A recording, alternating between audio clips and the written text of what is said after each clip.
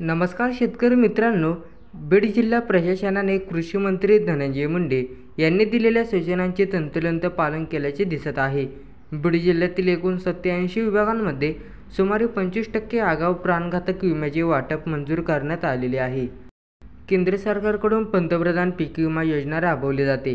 PM फसल विमा योजना पंतप्रधान नरेंद्र मोदी यांनी सुरू केलेली.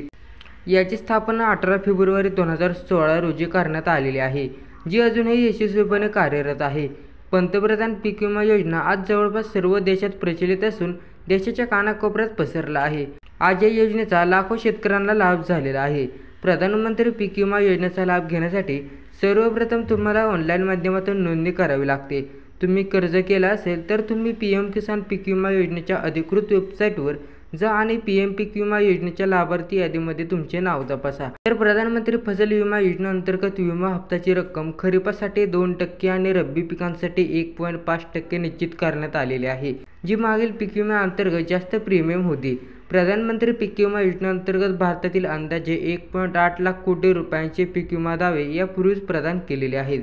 तर पीएम पीक विमा योजनेचे फायदे: कोणत्याही नैसर्गिक आपत्तीमुळे पीक नष्ट झाल्यास संपूर्ण विम्याची रक्कम दिली जाईल.